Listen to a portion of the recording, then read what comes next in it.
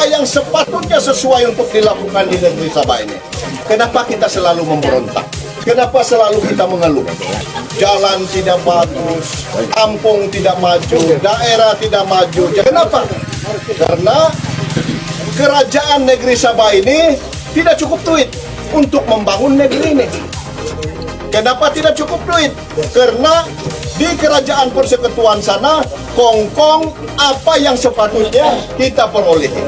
Pendapatan negeri Sabah pada tahun lalu 2021 136 bilion. Kalau mengikut perjanjian Malaysia 63, sebanyak mana hasil yang dipungut daripada negeri Sabah ini hendaklah dikembalikan kepada persekutuan. Dan selepas dikembalikan kepada persekutuan, 40% atau 2/5 daripada hasil itu hendaklah dikembalikan kepada kerajaan negeri Sabah. Untuk apa? Untuk memastikan semua pembangunan yang seharusnya diterima oleh kerajaan Sabah ini dapat dimiliki dan dapat dilaksanakan. Bayangkan tuan-tuan, 40% daripada 136 bilion itu berapa angka agak-agak? 136 40%. Dia tidak kurang daripada 54,4 bilion sepatutnya kita perolehi, negeri Sabah perolehi. Dan coba bayangkan 54,4 bilion ini jika dibahagikan kepada 73 dun di dalam negeri Sabah ini, dia masih ada 736 juta untuk setiap.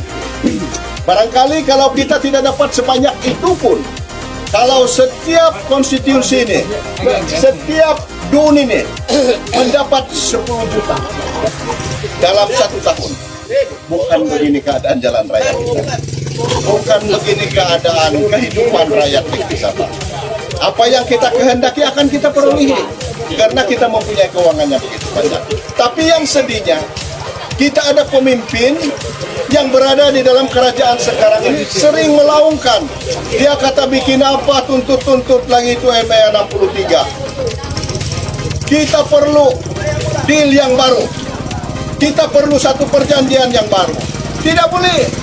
Kenapa tidak boleh? Karena MA 63 itu adalah merupakan asas kepada persetujuan wilayah Sabah ini untuk membentuk kerajaan Malaysia. Kerajaan Malaysia ini dibentuk oleh 3 wilayah ini, Sabah, Sarawak, dan Melaya. Dan pembentukan persetujuan itu karena adanya perjanjian seperti yang saya sebutkan sebentar tadi. Mana dia? Kalau salah satu di antara syarat itu tidak dipenuhi, itu membuktikan bahwa kerajaan persekutuan itu sudah melanggar perjanjian yang telah ditetapkan. Dan inilah sebenarnya tuan-tuan yang sedang dituntut oleh kita punya Presiden Parti, yaitu Datuk Seri Shafie. Jadi apa yang penting sekarang ini, kita pastikan bahwa Malaysian Agreement MA 63 itu dapat kita tuntut melalui parti warisan ini. Tidak adil bagi kita menghukum warisan itu dalam tempo 22 bulan dia jadi pemerintah. Dalam tempo 22 bulan, warisan satu telah mewujudkan 1 kilang minyak jenama kita sendiri, BES.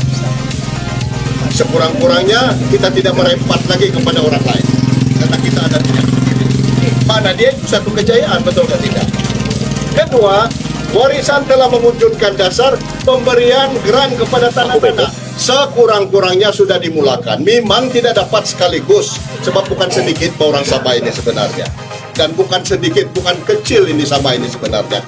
Tapi dia sudah tunjukkan bahwa dia ada kecenderungan untuk mengurus tadbir benda itu. Sayangnya, warisan dijatuhkan sebelum dia percaya memenuhi segala-galanya.